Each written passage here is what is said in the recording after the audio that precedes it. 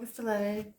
So, basically, today I took Jacinda to the vet, and the vet told me I have to give her more antibiotics and deworming because her skin has fungus. So usually if it's a fungus on the skin, it means inside there's parasites in her lungs and in her body as well. So I'm giving her like this syringe I squeeze into her mouth, and it's like deworming to kill the parasites. And then I have to go again for follow-up and see if she stops wheezing and coughing and if she gets clear from the parasites and if she gets better. She has me worried because her eyes are watering and, I don't know. She has me worried. And the vet he gave me a shampoo to put on her skin to get rid of the fungus. He said I can use it for myself if I catch it from her. I can use it on myself and on my own hair, and then it will go away. Like, he said if I would go to like a dermatologist, they would prescribe me something in the pharmacy. They have something similar to what the vet has. But the vet said that I can use it, if it's good for an animal, it's good for us too. Because like animals, they're more sensitive somehow. Anyhow, so this guy, he's been contacting me for a week, and today he wanted to meet me, right? So I told him, okay, you want to meet me? Come 8 o'clock. He says no 9. I said no 8. I always have trouble with these guys, He said come pick me up at 8, and he's like, okay, I'll be there at 8. Then he tells me he's only leaving. I don't know, I was kind of confused what he was saying. Like, I'm not sure if he was on his way at 8:30 or what. I thought he's maybe, because he speaks Hebrew, and I speak English. So I didn't really understand. And then he tells me he'll be there in 20 minutes, which is like at 9 o'clock. And I told him I wanted to see him at 8. So I told him, you know what, forget it. It's too late for me. Just go hang out with your friends. So he's like, why? What's the problem? I said, I just don't like I don't like when guys are late to dates. Like I think it shows kind of like a lack of respect for the person that you're meeting. It doesn't matter, man, woman. If you're gonna be late, you think you're gonna be late, you say in the beginning, or on the way you say you're late, and if it's okay, or don't just say you're gonna come at 8 o'clock and then show up at 9:30. It doesn't work for me. So it kind of really like put me in a bad mood. And then I was thinking like, okay, what can I do to make myself feel better? So I said to myself, let me watch something on Netflix. So I was watching this other show for college students. It has this guy, Key and Peele. There's 2 comedians. He's one of them is in the TV series. So I saw him and I said, okay, it's gonna be a fun TV show if he's in it, because his personality is really fun. So so I'm middle watching that, and it's okay, but it's kind of getting boring. At one point, the wives, they go to like some bar where old people hang out, and they decide they want to try to get the old men's money. So they're singing for them, and then they ask the men for money, and then one of them walks out with an old man. Who knows what they're gonna do? I didn't see the end. It's funny, but I thought to myself, what else to make myself feel good?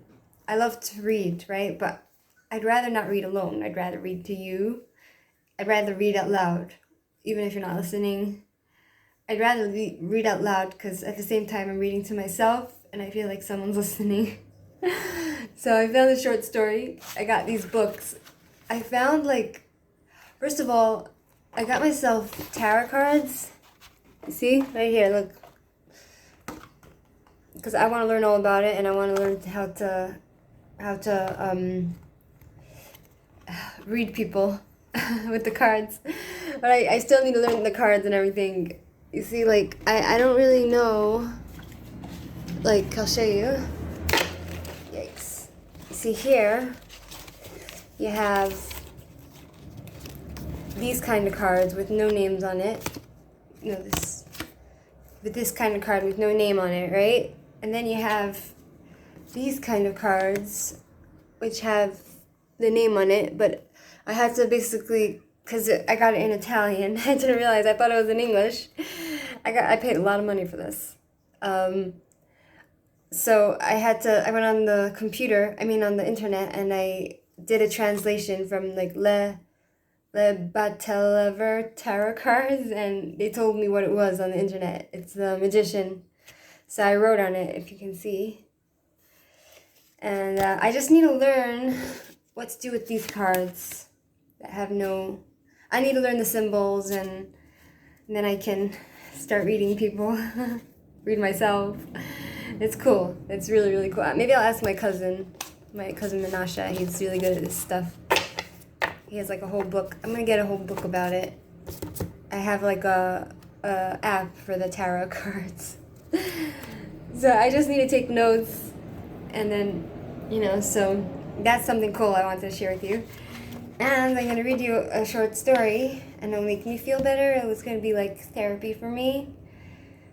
And it's gonna take my mind off my sick cat. Okay. It's called The String Quartet.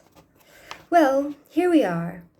And if you cast your eye over the room, you will see that tubes and trams and omnibuses, private carriages, not a few, even, I venture to believe, landaus with bays in them, have been busy at it, weaving threads from one end of London to the other. Yet I began to have my doubts. If indeed it were true, as they're saying, that Regent Street is up and the treaty signed, and the weather not cold for the time of year, and even at that rent not a flat to be had, and the worst of influenza its after effects, if I bethink me of having forgotten to write about the leak in the larder, and left my glove in the train, if the ties of blood require me, leaning forward, to accept cordially the hand which is perhaps offered hesitantly. 7 years since we met, the last time in Venice. And where are you living now? Well, the late afternoon suits me the best, though if it weren't asking too much. But I knew you at once. Still, the war made a break. Wait a second. Okay, this is another story. If the mind's shot through by such little arrows, and for human society compels it, no sooner is one launched than another presses forward. If this engine engenders heat, and in addition they've turned on the electric light, if saying one thing does, in so many cases, leave behind it a need to improve and revise, stirring besides regrets, pleasures, vanities, and desires, if it's all the facts I mean, and the hats, the fur boas, the gentlemen's swallowtail coats, and pearl tie pins that come to the surface, what chance is there? Of what? It becomes every minute more difficult to say why, in spite of everything, I sit here believing I can't now say what, or even remember the last time it happened. Did you see the procession? The king looked cold. No. But what was it? She's bought a house at Malmesbury. How lucky to find one.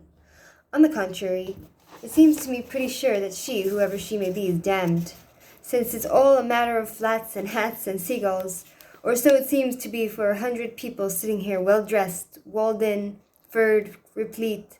Not that I can boast, since I too sit passive on a gilt chair, only turning the earth above a buried memory, as we all do, for there are signs, if I'm not mistaken, that we're all recalling something, furtively, seeking something. Why fidget? Why so anxious about the sit of cloaks and gloves, whether to button or unbutton? Then watch that elderly face against the dark canvas, a moment ago urbane and flushed, now taciturn and sad as if in shadow. Was it the sound of the second violin tuning in the anteroom?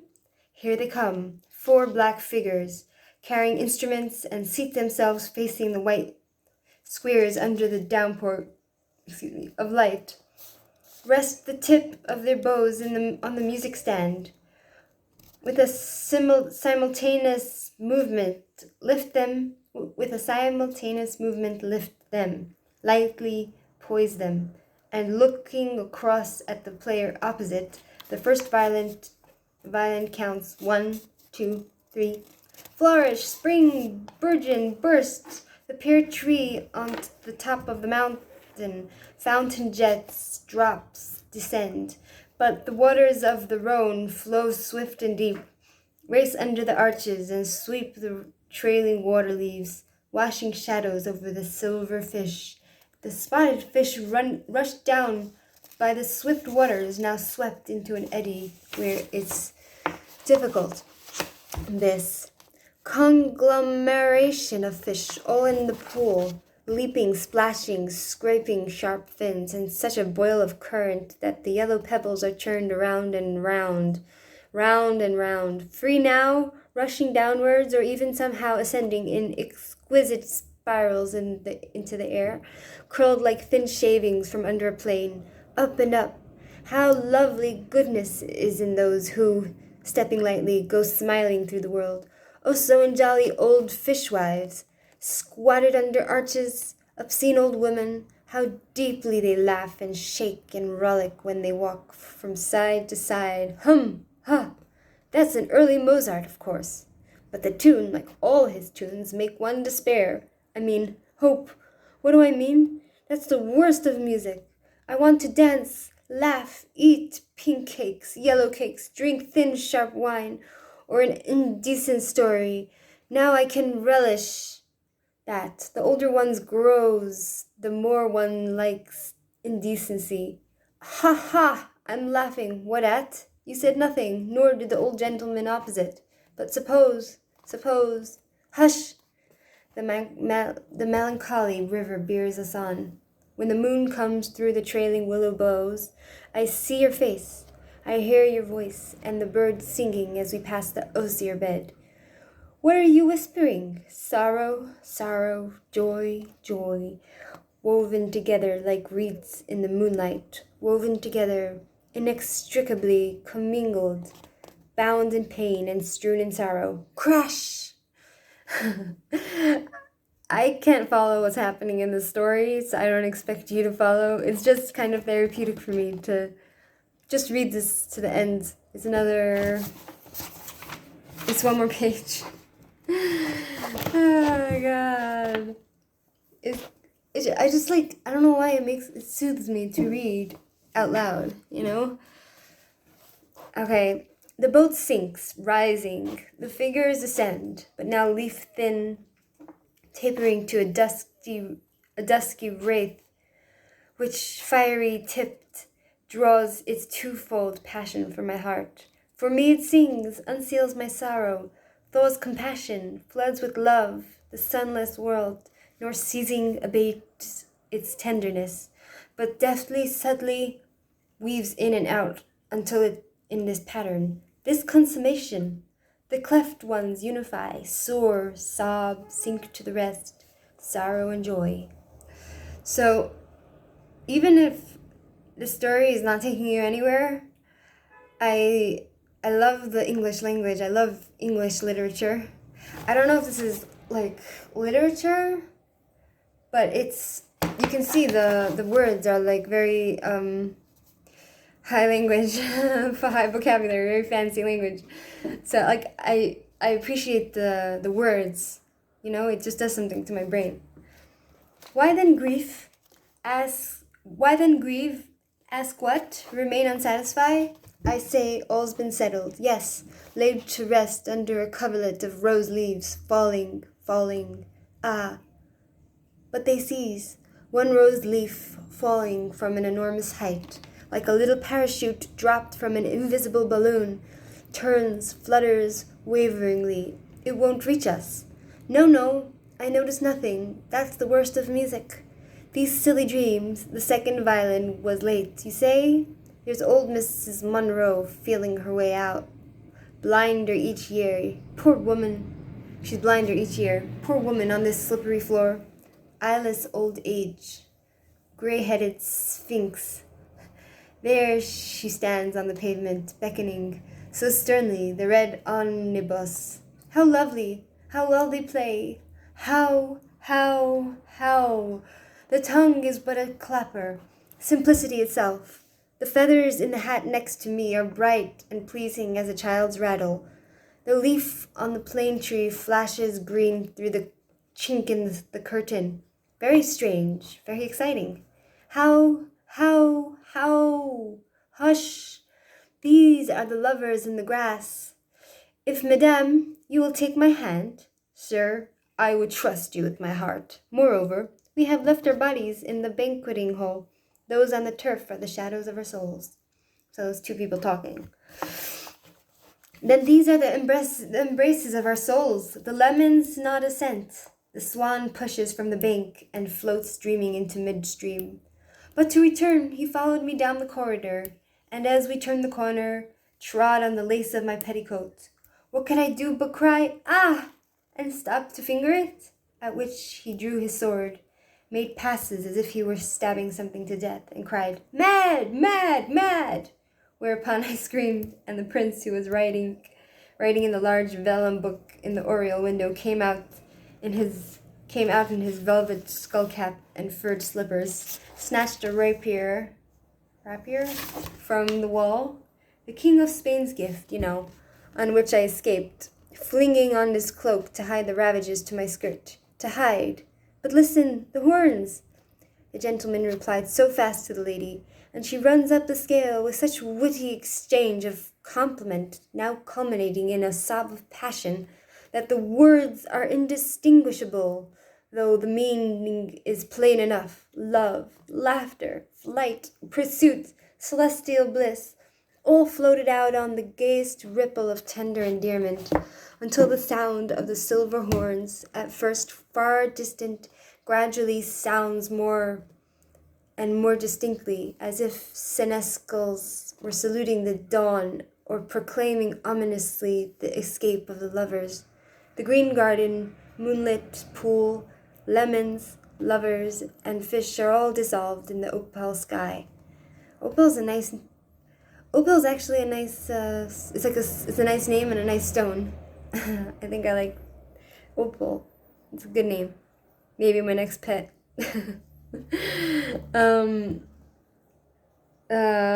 Let's see. Which are the horns joined by trumpets. They rise, arches and marble pillars. Lovers, fish are dissolved in the opal sky, across which, as the horns are joined by trumpets and supported by clarions, there rise white arches firmly planted on marble pillars, tramp and trumpeting, clang and clangor, firm establishment, fast foundations, march of myriads, confusion and chaos trod to earth.